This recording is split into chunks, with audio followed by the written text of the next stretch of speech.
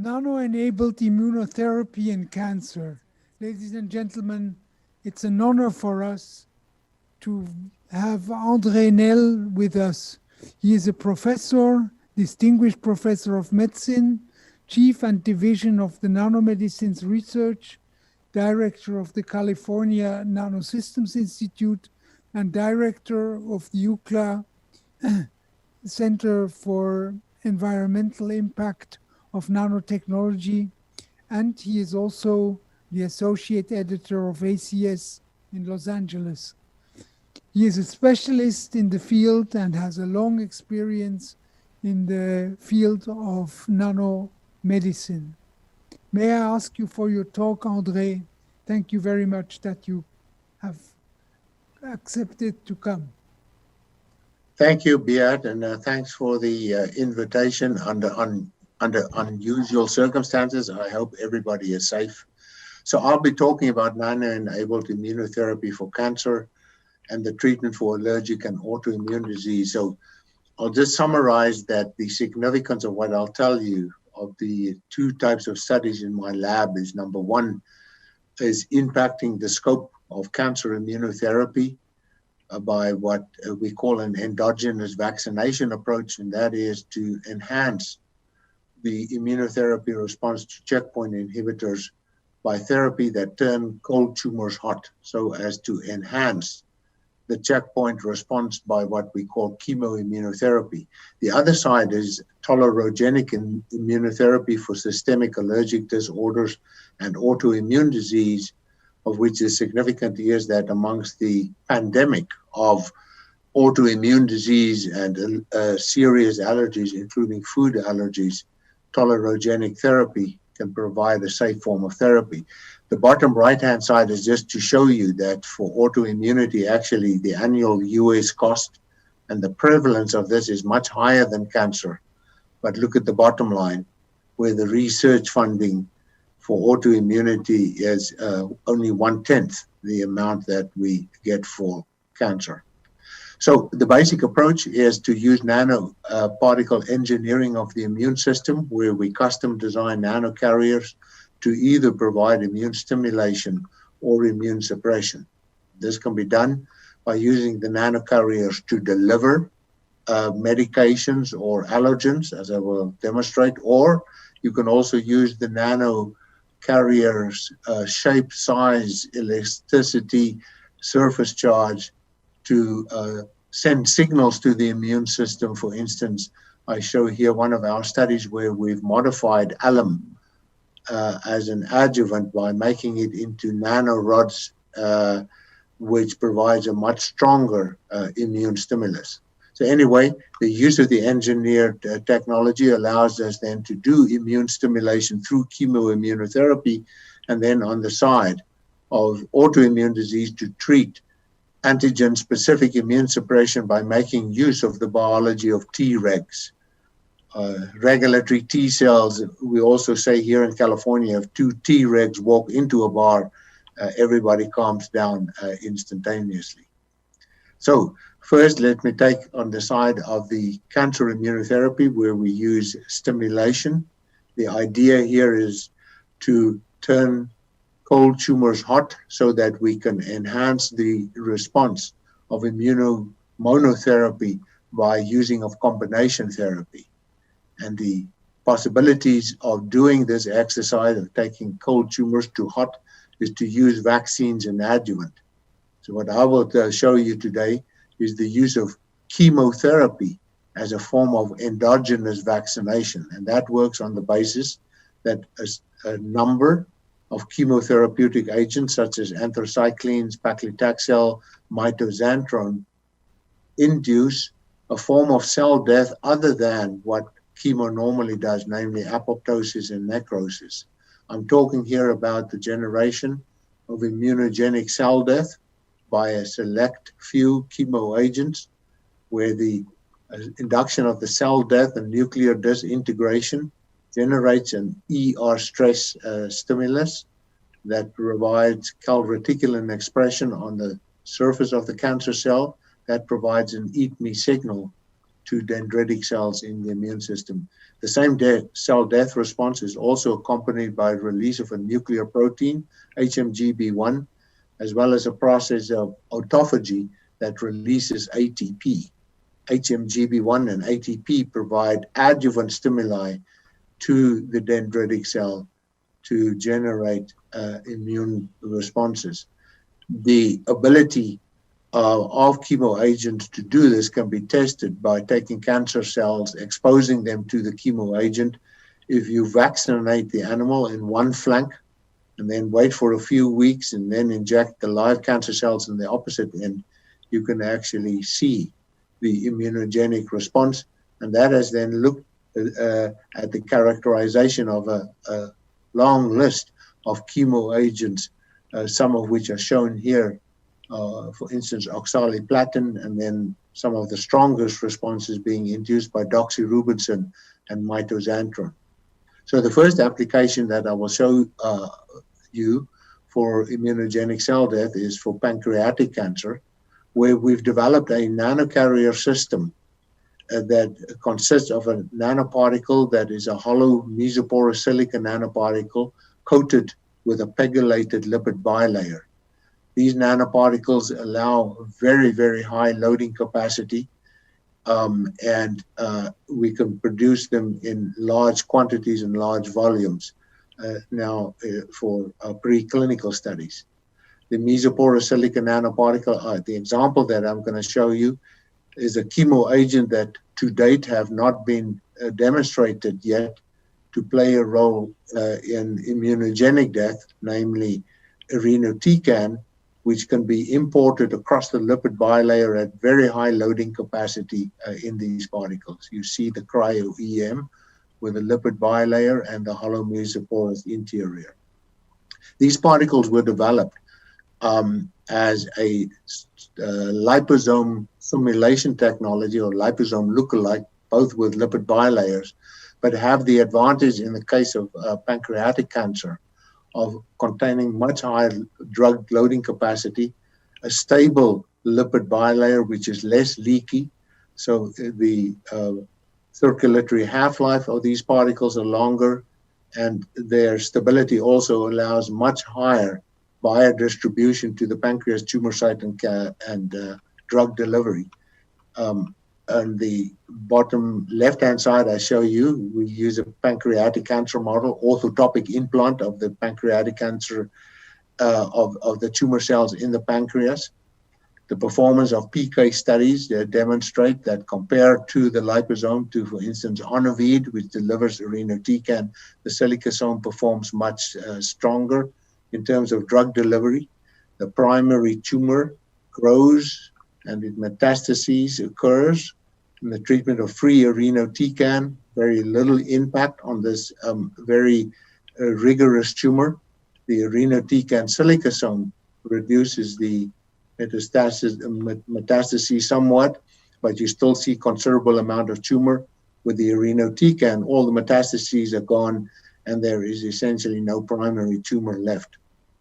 Now, what was an important recent discovery, irinotecan is a topoisomerase inhibitor, is that actually in this case, the immunogenic cell death is due to the nuclear damage, but has a primary component to it, something that happens earlier, where the irinotecan rapidly enters the lysosomal compartment, where the amines provides neutralization of protons in the lysosome. This leads to alkalinization of the lysosome. This process here is then responsible for interfering in autophagy flux, which removes a lot of cell waste and oxygen radicals. The accumulation of the oxygen radicals induces a strong form of ER stress, which then promotes the calreticulin and HMGB1 expression, as I described earlier on. This form of cell death, where ER stress plays the primary role, is also known as a type 2 immunogenic cell death response.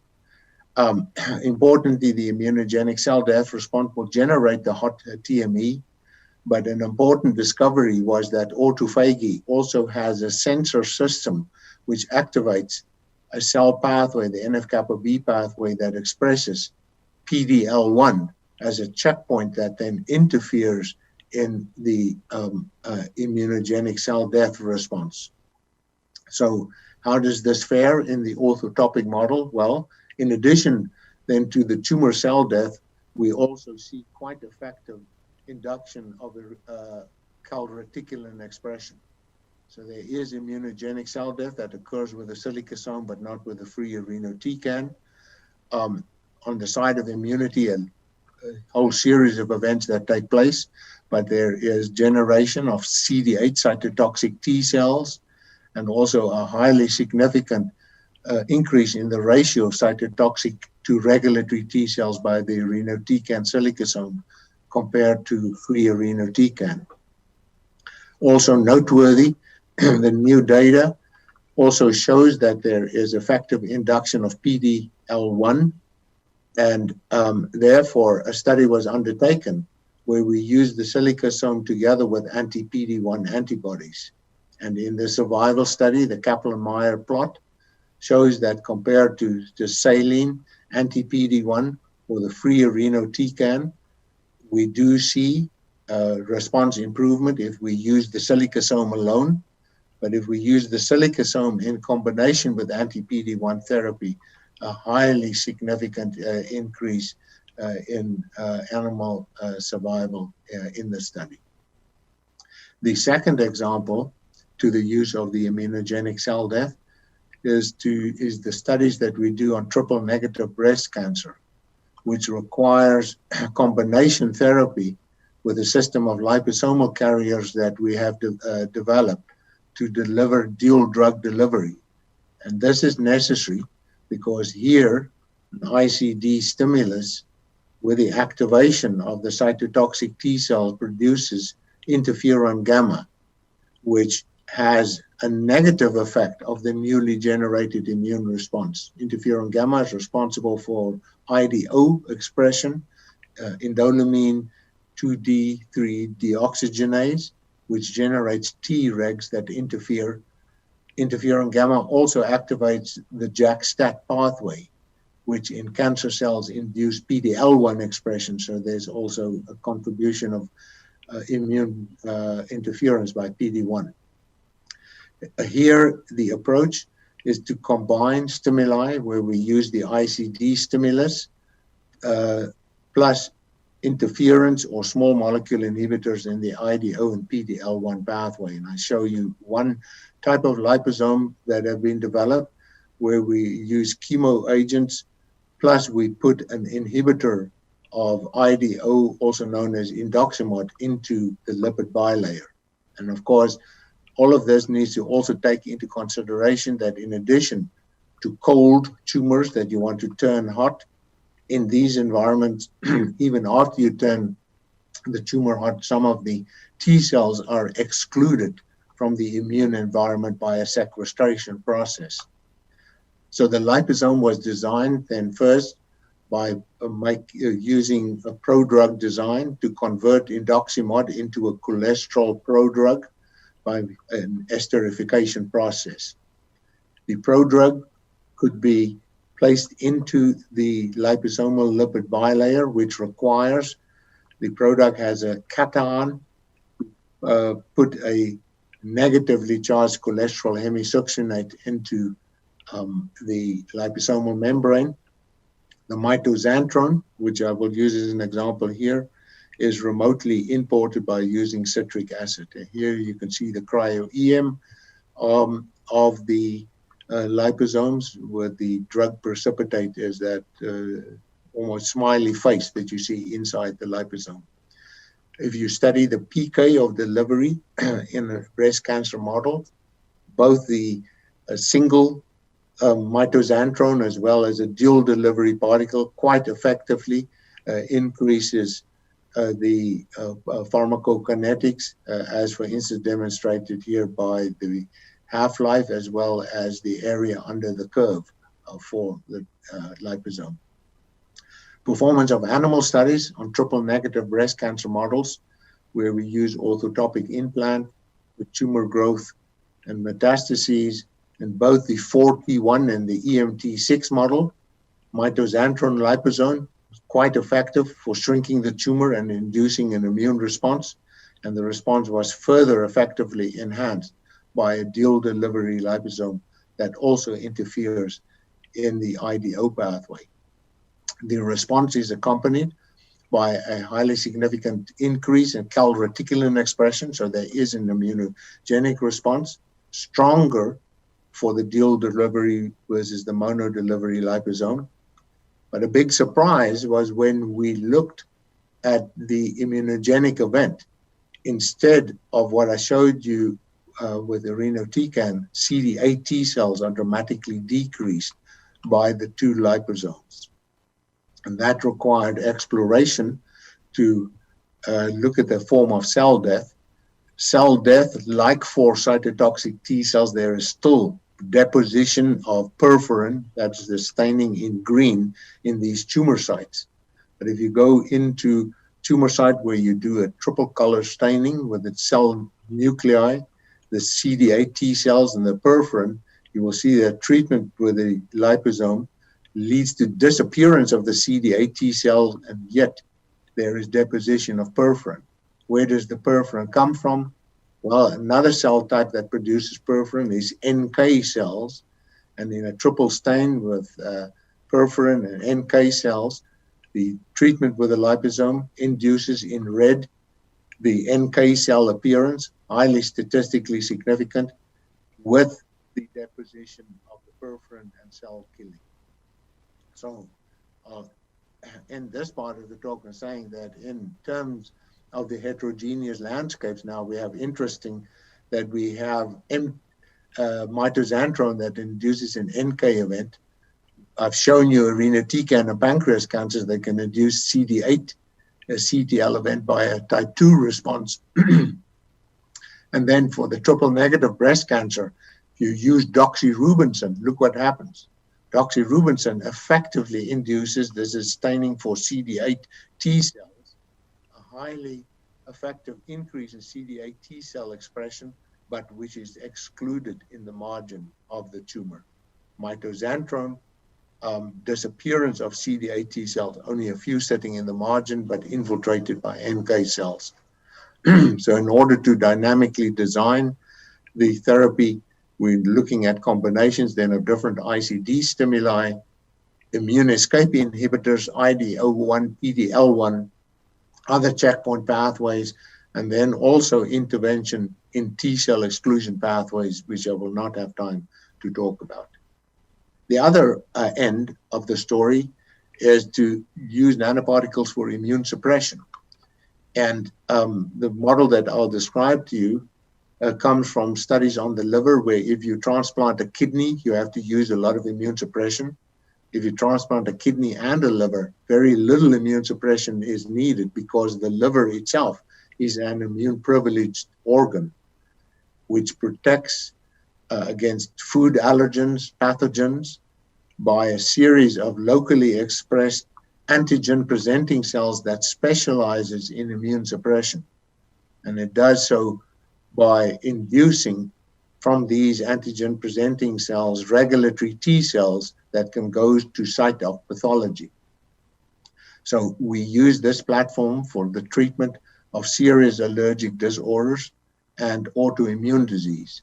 So how does the invention work? Well, I'll show you from the microanatomy of the liver, several of the antigen-presenting cell types in the liver, which can act in an immune suppressive sense. Among those, the liver sinusoidal endothelial cell is the strongest suppressive antigen-presenting cells, which is present in the liver microanatomy, in the liver sinusoids, occupies a huge surface area. Different from, say, Kupffer cells, these cells process nanoparticles by endocytosis. And this is a process where they can use scavenger receptors that bind to ligands.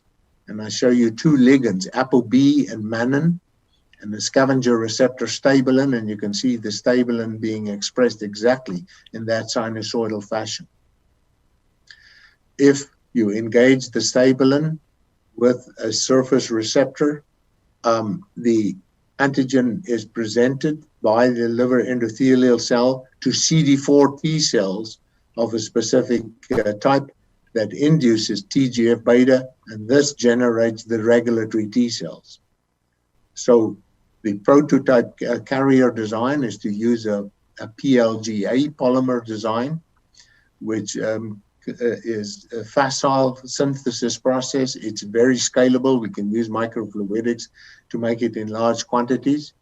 The polymer is FDA approved. It has high intrinsic safety, and there's the ability then to load into this carrier the antigen that you want, or an epitope of the antigen. You can also put in drugs, you can put in immunomodulators, and then very importantly, decorate the surface of these particles with an ApoB ligand or mannan to target it to LSACs. On the right-hand side, you see a scanning electron microscopy of the 200 to 300 nanometer sized particles. How well does the targeting work? Well, I'm going to show you here an antigen that causes food allergy and also severe asthma in mouse models, namely albumin. We inject albumin intravenously. Most of the albumin, which is fluorescently labeled, distributes to the kidney. Very little goes to the liver and lung. If you stain for the liver sinusoidal endothelial cells, or LSACs for short, you see the sinusoidal distribution, but there's no antigen present.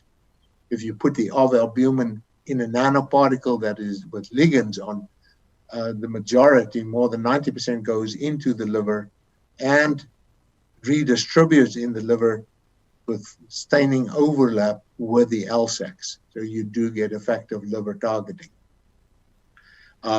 How does it work in terms of one of those animal models? Well, the animal models, we then, one approach is to use the nanoparticle to pre-treat the animal before we sensitize the animal to albumin with intraperitoneal sensitization. We expose the animal by inhalation a few weeks later to aerosolized albumin. And what then happens, the animals develop a very, very strong asthma-like immune response with Th2 cytokines, IL-4, IL-5, IL-13, and a heavy infiltration of eosinophils into the lung. It's also been shown in basic immunology studies that each of these phases involving multiple cell types can be controlled by Tregs.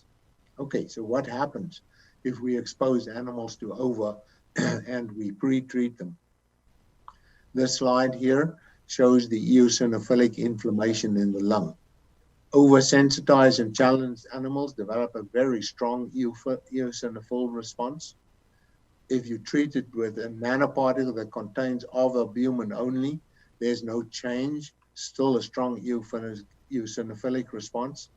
However, in nanoparticles where we incorporate albumin with mannan on the cell surface or the ApoB peptide, there's a progressive decrease, so that especially for the ApoB ligand that targets the LSAC, there is no airway inflammation. This response, if you look in the bronchoalveolar lavage fluid of the lung, also shows then that that T helper 2 response is dramatically diminished by disappearance of interleukin 4, interleukin 5, again, most dominant for the ApoB delivering particles. Already told you about the eosinophils. There's also a decrease in IgE production. There's no increase in interferon gamma production, which is a T helper 1 cytokine response, but there is an effective generation of TGF-beta, which is a cytokine involved in Treg generation and especially prominent for the particles that contains the ApoB ligand. We now look in the lungs of these animals what is responsible for suppressing the response.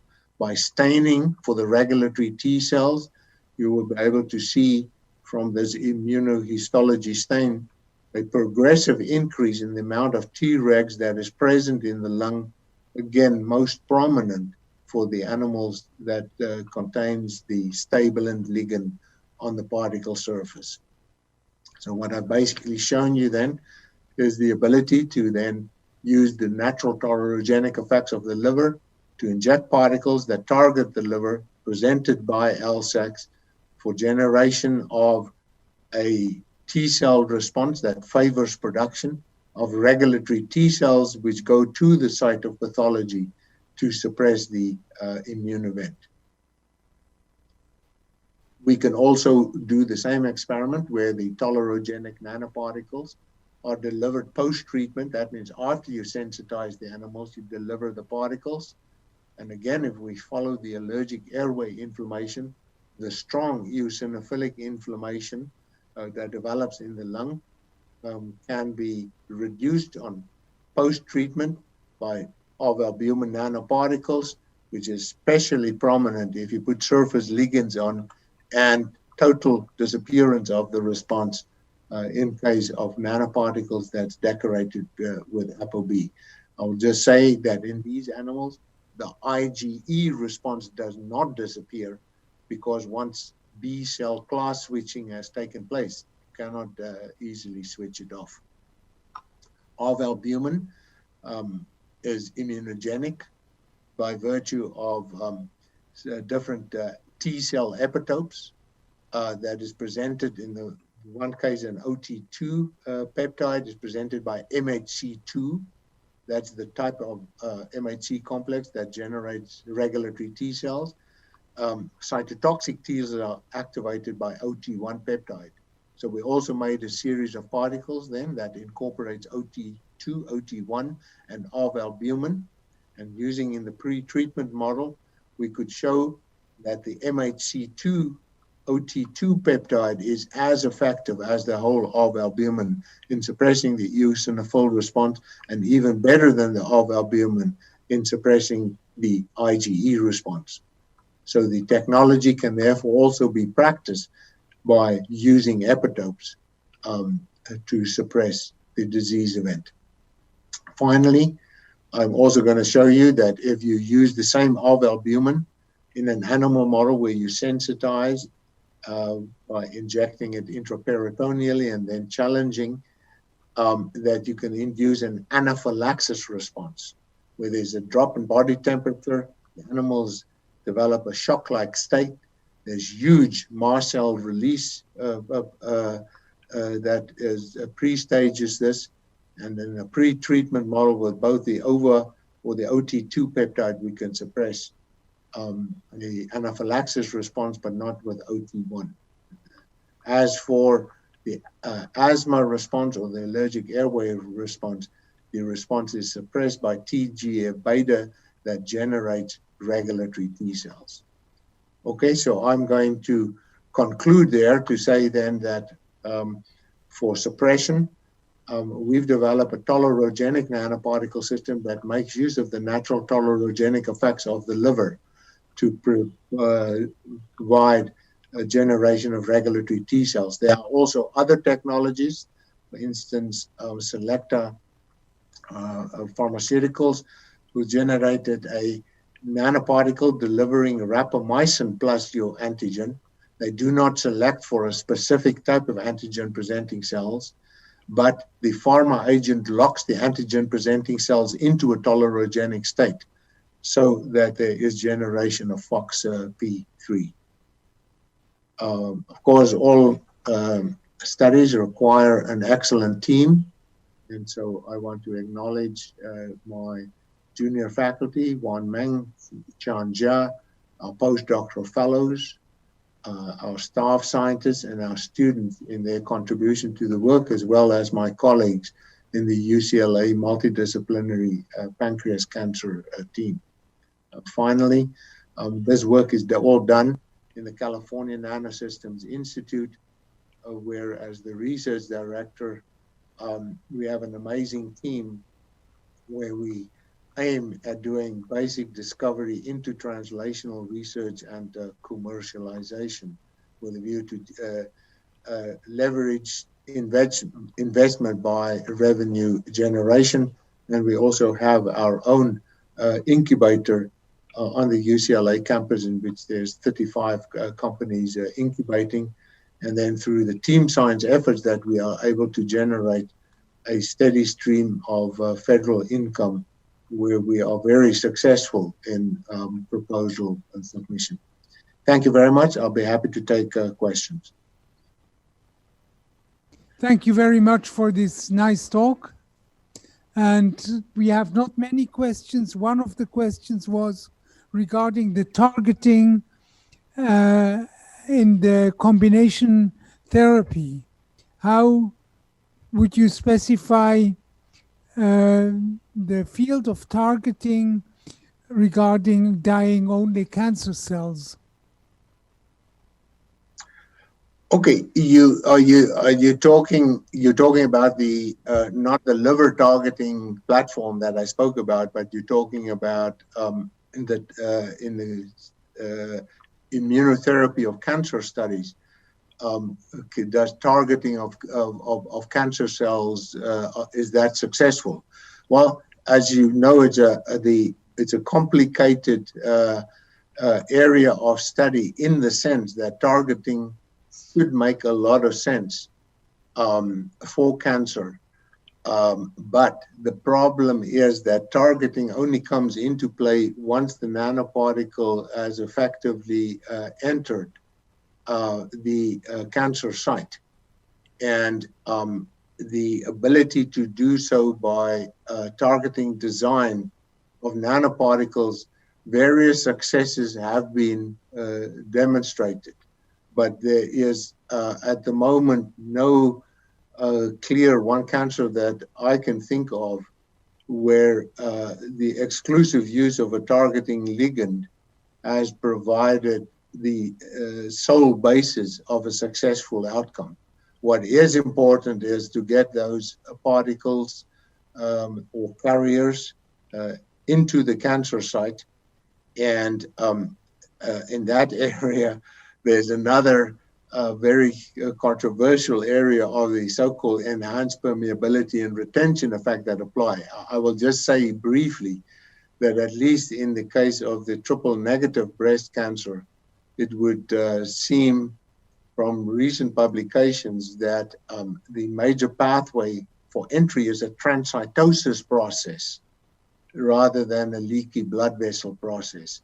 If you can use that transcytosis process effectively by targeting, and we've done that for pancreatic cancer by using RGD peptides, you can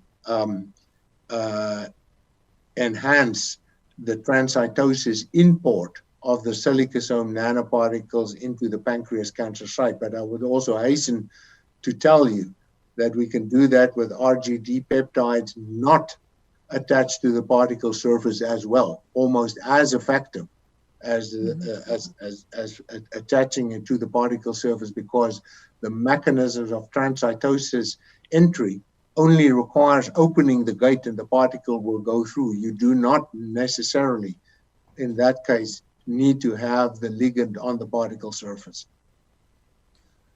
There is another question from Jose Carbalido, who asks, what is the size of your particles and will your immune tolerance work in splenectomized mice? Thymectomized mice. Yes. Yes. Okay. The particle size is around 200 to 240 nanometers, which is very important in the sense that the endocytosis mechanism that I showed you is a clathrin-mediated endocytosis event where the size of those endosomes is around that size range. So that's done strategically from that perspective. The ability to generate the Tregs relies on peripheral Tregs and not centralized Tregs. I have not done the experiment in thymectomized animals. That will still need to be done, but my suspicion is that the Tregs in the periphery is what is responsible for the liver tolerogenic process. Thank you very much, André. Our time is over for this session. I am very grateful that you have come. It's a most interesting topic, and I think we will continue as soon as possible again in real life in Basel. Thank you very much, Beat. Best to everybody. Thanks. Thank you. All the best.